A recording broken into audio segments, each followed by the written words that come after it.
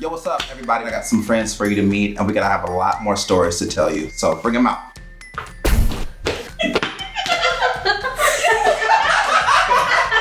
All right, so we got my boy George here. He works in my center, actually. We have our wonderful host Trina and my boy Jeff over here, and we're gonna talk to y'all a little bit more about our lives in China. All right, so why don't we start with you, George? Why don't you tell me why you even came out here to China, started working out here? So I graduated about a year before I moved to China, and I was doing interviews for a lot of jobs that I wasn't interested in. Yeah. Eventually, a recruiter from Career China saw my resume on Indeed.com, and she emailed me asking me if I was interested in teaching in China. Mm-hmm. At first, I didn't respond because I didn't know how legitimate it was, because they asked me for my passport information and all these documents. But after researching the company for about 2 weeks, I saw they were legitimate, and I just went for the interviews, and now I'm here. All right, solid. What are the core pieces of living in China? I think the important things is not to let little things bother you. You're gonna get cut in a queue, you're gonna get pushed off a subway, those things, if you don't let them get to you, they won't get to you.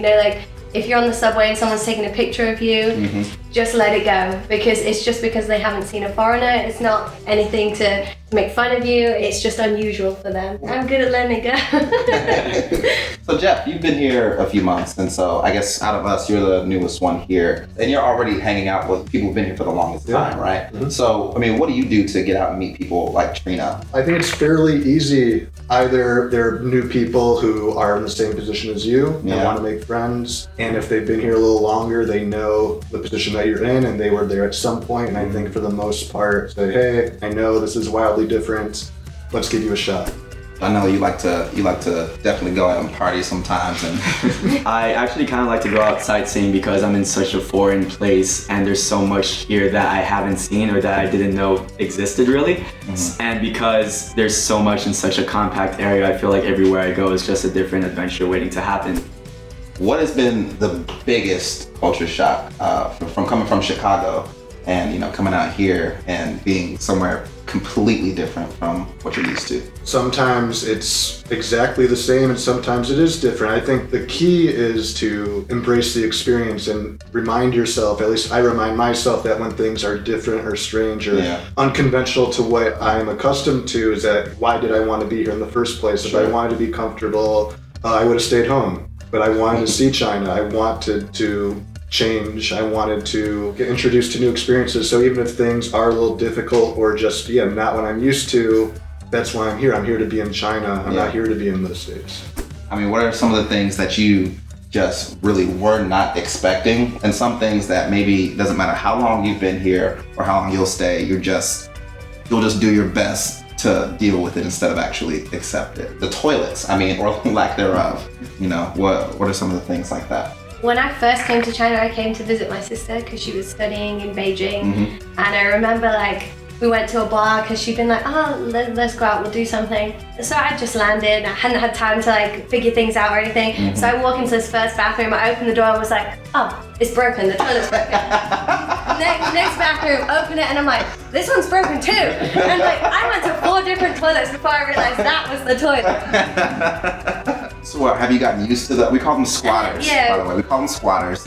I'm used to it now, but I remember when I first came, I was just like, everything's broken. And then I went out to her and was like, can't use the bathroom, there's no toilet. And she was like, no, that's the toilet. Right, so a lot of the toilets out here are, we refer to them as squatters. All right, so there are these little porcelain bowls in the floor with a drain in the middle of them. And the idea is to squat down and handle whatever business you have. Logistically, it is much more sanitary than having to share toilets that people have to sit on. It's really difficult for a lot of foreigners to get used to that. And there are Western toilets in China. You can definitely still use those, but the majority of them certainly are squatters. So in your apartment, you will definitely have a Western toilet. Squatters will be something you have to deal with in public. And if you want to hold it, then hold it. But sometimes you're just not going to win that fight. What do you all do to make things as comfortable for you as possible? I think learning a bit of basic Chinese and food apps, there's one called and there's Meituan, there's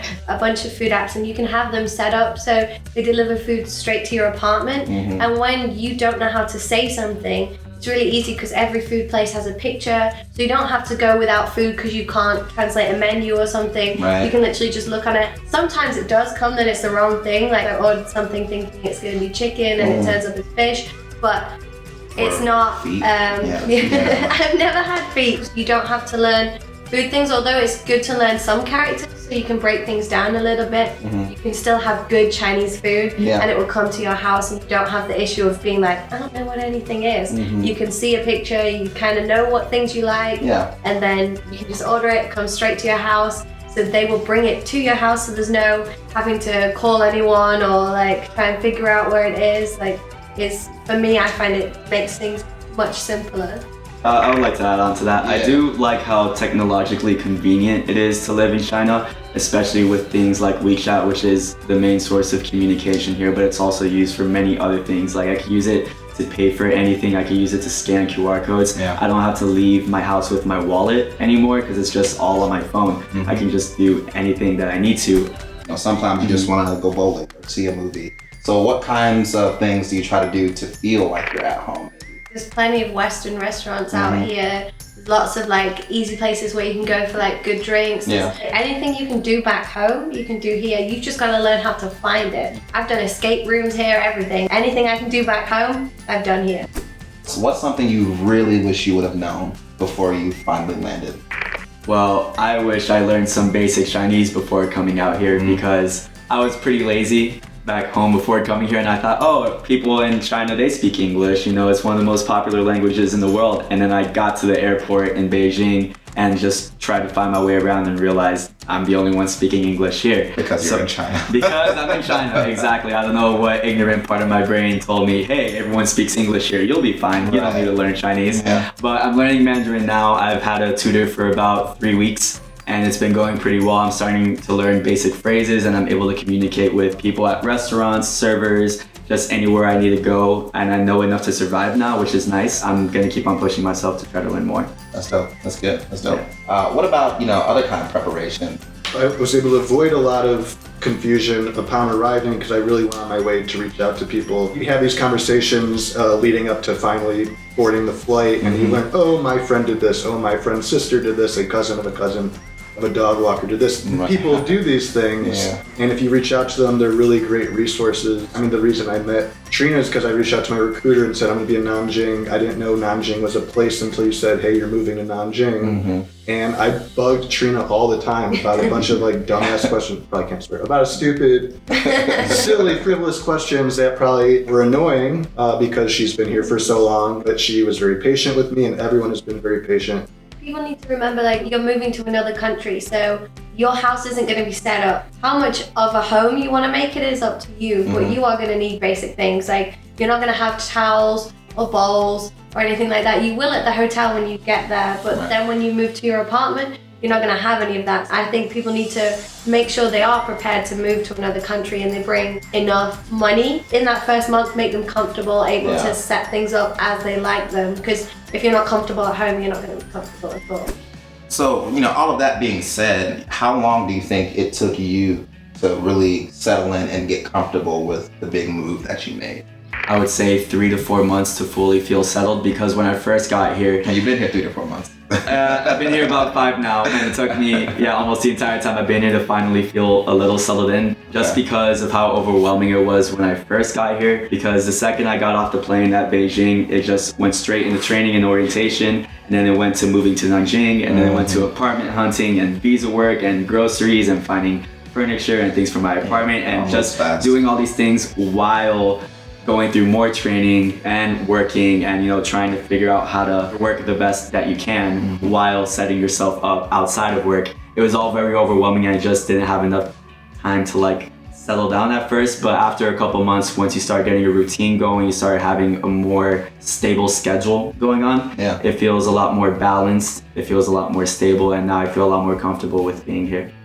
I think one teacher once said to me that her dad had said to her, you go to China and you don't come home before 6 months. He was saying that you need to give something 6 months before you know if you like it or not. After after 3 months, like you're finally caught up with pay, you're settled in with everything, and then you can start traveling. And when you can start traveling and doing things with your time and like going and seeing things, that's when you really start to enjoy it. So like some people it takes 3 months, some people it takes longer, but never write something off before 6 months. So I thought her dad gave her a really good piece of advice, because it just let her know that, yeah, I need to give it 6 months before I decide whether I'm fully settled or not enjoying it. Right. And in the end, she ended up loving it. People do need to just give it time.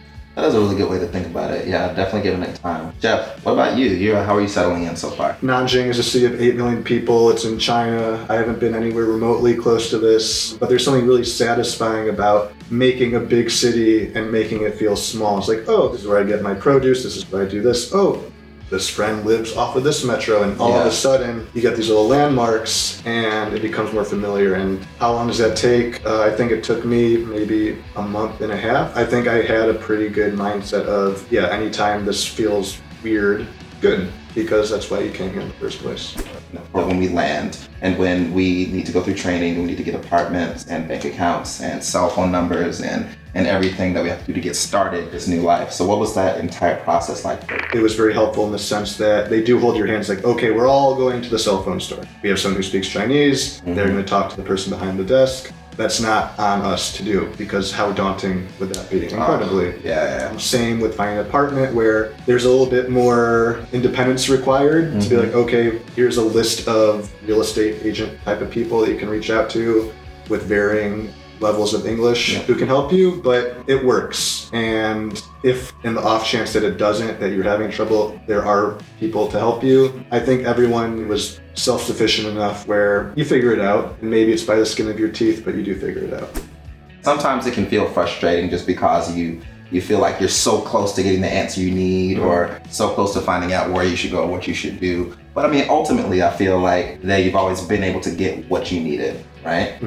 You just got to reach out. Like if you have a problem, nobody's like too busy to help you fix it. They will help you find someone to help you fix it. It's a exercise in resourcefulness, where before I got here, I kind of pride myself on being independent and figuring things out on my own. I can't do that as much here. And so there's a little bit of a shift where I need to let go of whatever ego or however you want to define it and be like, hey, here's my phone. I have no idea what this is. Like whether it's Trina, whether it's George, whether it's a Chinese coworker, it's like, hey, these are all characters. These don't mean anything to me. I can't stress enough how appreciative I am of the lengths that people go to help you here. They've been in your position. I think it's like our obligation, the longer that I'm here, if someone asks me any questions, I will do my best. And if I can't do it myself, I can help point in the right direction. When it comes down to it, what is the end-all be-all favorite thing about Nanjing that keeps you here? The cost of everything. It's a lot cheaper to do every single thing here than it is to do back home, especially coming from Miami, where everything's a lot more expensive, such as rent, or even going out to restaurants, or even paying for parking. Here it's just really nice how cheap things are here. The amount of rent I'm paying here is a lot cheaper than back home, even cheaper than my college apartment where I used to live that wasn't in Miami. It was a lot cheaper than Miami, and here it's cheaper than that apartment. So that's also really nice. And also it's very cheap to travel around China, especially by bullet train. If you just go anywhere in China, you get to see so much for the cost of so little. Even going to really metropolitan areas such as Beijing or Shanghai, you could really spend a weekend or a holiday there and not really have to worry about making a dent in your bank account. So I find the cost of living and just the cost of everything here my favorite part. George likes it cheap. Yes. What about you, Jeff? There's a really great work-life balance where I get the days off because the currency is not just your paycheck, but it's how much freedom you've afforded. Even the way that China's holidays are set up, 10 days here, a long weekend here, in addition to being a decent flight away from Southeast Asia or wherever east that not that long ago I thought I would never get the chance to visit, and now I just have a list and I'm picking them off one by one, and that's a really cool feeling. Is there anything else? What about the food, the architecture, the ladies? but yeah, you know, that could be anything. Trina, what about you? For me, it's the ladies. travel. The ladies. The ladies. No, for me, it's the travel. Like, I love traveling around. Like, I love seeing different places. I didn't really travel a lot until I came to China. And then, like, it just feels like I haven't stopped. And that's why I kind of have stayed here for so long because there's so many places I still haven't seen. There's places I still want to go back to. And with the job and the way your life is, like, you get a lot of time to go and do things. Like, I traveled with these guys the other week, and that was okay. fun. It's okay. I just loved it. Well, thank you, George. Thank you, Trina. Thank you, Jeff. We got some really good stuff from you guys. Really been great hanging out with you. Thank you, Trina, for hosting us in your beautiful home. We really appreciate it. Now you guys gotta go, so get up on out of here. Bye-bye. Oh.